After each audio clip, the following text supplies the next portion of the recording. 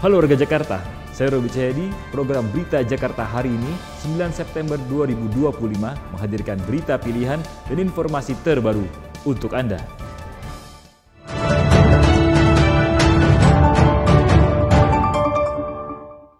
Warga Jakarta, sebelum kita ke berita utama Berita Jakarta hari ini, dari meja redaksi telah kami siapkan 3 berita pilihan dari website beritajakarta.id berikut ini. Informasi pertama, langkah cepat Pemprov DKI Jakarta dalam penanganan pasca aksi unjuk rasa mendapat apresiasi dari Kementerian Dalam Negeri. Jakarta dinilai sebagai salah satu provinsi pertama yang mampu menyediakan data situasi dan melakukan penanganan cepat sehingga layak dicontoh daerah lain. Sejumlah upaya seperti pembentukan posko Jaga Jakarta, perbaikan fasilitas publik, penyediaan layanan kesehatan, hingga program pro rakyat dinilai sebagai langkah konkret untuk menjaga stabilitas keamanan dan memastikan pelayanan publik tetap berjalan normal. Informasi selanjutnya, RSUD Tarakan Jakarta Pusat terus menggencarkan sosialisasi inovasi layanan kesehatan Jak Stroke yang dapat diakses melalui aplikasi Jak Sehat. Layanan ini dikembangkan untuk memberikan penanganan stroke secara komprehensif dan terintegrasi mulai dari promotif, preventif, kuratif, hingga rehabilitatif. Melalui layanan Jak Stroke, masyarakat dapat mengakses fitur deteksi dini gejala stroke rujukan cepat, serta tahapan rehabilitasi yang terintegrasi dengan fasilitas kesehatan dan ambulan Dinas Kesehatan DKI. Kemudian ada informasi sebanyak 504 atlet dari 36 sekolah dan akademi futsal di 5 wilayah Jakarta bertanding dalam 3 kelompok usia, yakni U13, U15, dan U17. Dalam ajang invitasi cabang olahraga futsal pelajar tahun 2025 di Gelanggang Kecamatan Pasar Minggu. Turnamen ini menjadi ajang pembinaan penguatan karakter, pengalaman bertanding, hingga jalan menuju prestasi internasional. Jakarta bertekad sebagai pelopor pengembangan futsal menyambut perhelatan kejuaraan futsal Asia 2026 dan Popnas 2025. Informasi selengkapnya, warga Jakarta bisa langsung kunjungi website beritajakarta.id, website berita resmi pemerintah Provinsi DKI Jakarta.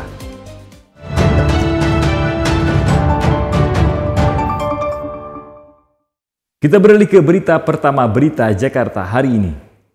Pemerintah Provinsi DKI Jakarta menyusun 10 strategi untuk mengatasi kemacetan dan meningkatkan kualitas transportasi publik. Strategi yang berfokus pada rekayasa lalu lintas dan integrasi transportasi ini sebagai upaya Pemprov DKI memberikan kenyamanan untuk masyarakat dalam beraktivitas. Wakil Gubernur DKI Jakarta Rano Karno menghadiri rapat paripurna DPRD DKI Jakarta di Gedung DPRD DKI Jakarta. Dalam rapat yang diagendakan menjawab pertanyaan fraksi-fraksi DPRD DKI ini, Rano memaparkan 10 strategi jangka pendek pemerintah Provinsi DKI Jakarta untuk mengatasi kemacetan. Untuk strategi pertama adalah penutupan putaran lalu lintas atau U-turn. Kemudian ada penerapan sistem satu arah, pengaturan fase lalu lintas dan waktu siklus alat pemberi isyarat lalu lintas, perbaikan geometrik ruas jalan dan persimpangan. Kemudian ada penertiban parkir liar dengan pedagang kaki lima serta angkutan kota, pembatasan kendaraan dengan sistem ganjil genap, pemanfaatan teknologi berbasis AI dalam pengaturan persimpangan, integrasi transportasi yang dikombinasikan dengan park and ride, dan layanan transportasi publik yang aman, nyaman, terjangkau, serta merata. Eksekutif telah melakukan upaya penanganan melalui manajemen rekayasa lalu lintas jangka pendek, memberikan layanan transportasi yang nyaman, aman, terjangkau, dan merata guna menjangkau seluruh lapisan masyarakat, termasuk warga yang berada di kawasan padat penduduk. Rano Karno menuturkan upaya ini diharapkan mampu secara signifikan mengurangi tingkat kemacetan di Jakarta. Tim Berita Jakarta melaporkan. Kita beralih ke berita selanjutnya. Gubernur DKI Jakarta Pramono Anung meresmikan halte Transjakarta Jaga Jakarta. Halte yang sebelumnya dikenal sebagai halte Senen Sentral ini kini telah berfungsi normal setelah sempat rusak akibat aksi unjuk rasa. Gubernur DKI Jakarta Pramono Anung mengungkapkan, perubahan nama halte menjadi Jaga Jakarta sebagai pengingat untuk semua pihak agar kejadian perusakan fasilitas umum tidak terulang kembali. Pramono menjelaskan keberhasilan memperbaiki fasilitas umum ini merupakan kerjasama dari berbagai pihak, termasuk Kementerian Pekerjaan Umum yang turut membantu perbaikan infrastruktur yang rusak, seperti jembatan penyeberangan orang dan lift di halte Senen dan Polda Metro Jaya, yang ditargetkan selesai pada Desember mendatang. Kenapa perubahan nama ini dilakukan? Karena yang pertama, sebagai bagian kita untuk menjaga Jakarta secara bersama-sama, supaya kejadian ini tidak terulang kembali, maka saya bersama jajaran Balai Kota memutuskan untuk merubah halte sentral Jakarta ini menjadi Jaga Jakarta. Di halte ini juga dibangun sebuah memorial yang menampilkan beberapa fasilitas halte yang rusak sebelumnya, seperti gate tapping, televisi LED, dan kipas angin.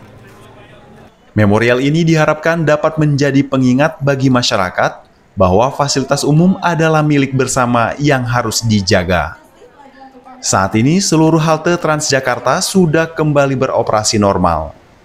Dari data Transjakarta, aktivitas masyarakat pun sudah kembali berjalan dengan baik, ditujukan dengan jumlah pelanggan Transjakarta yang tercatat sudah mencapai 1,3 juta orang per hari. Tim Berita Jakarta melaporkan.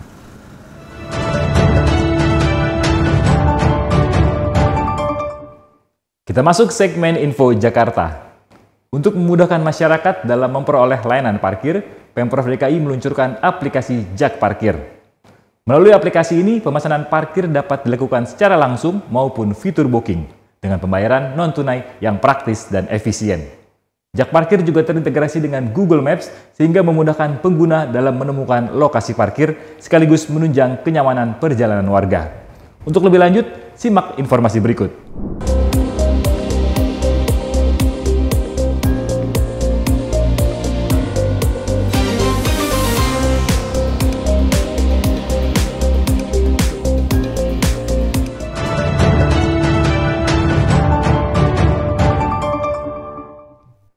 Beralih ke informasi cuaca.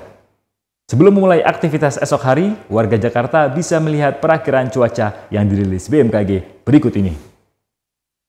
Dikutip dari laman bmkg.go.id, pada Rabu 10 September 2025, sebagian besar wilayah Jakarta diperkirakan diguyur hujan ringan.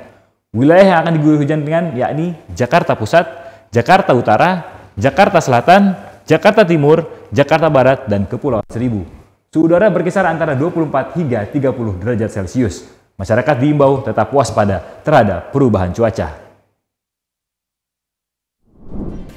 Demikian program Berita Jakarta hari ini. Saya Robi Cahyadi dan tim redaksi yang bertugas undur diri. Menyongsong 5 abad Jakarta, jati diri Indonesia, megapolitan dunia. Sampai jumpa.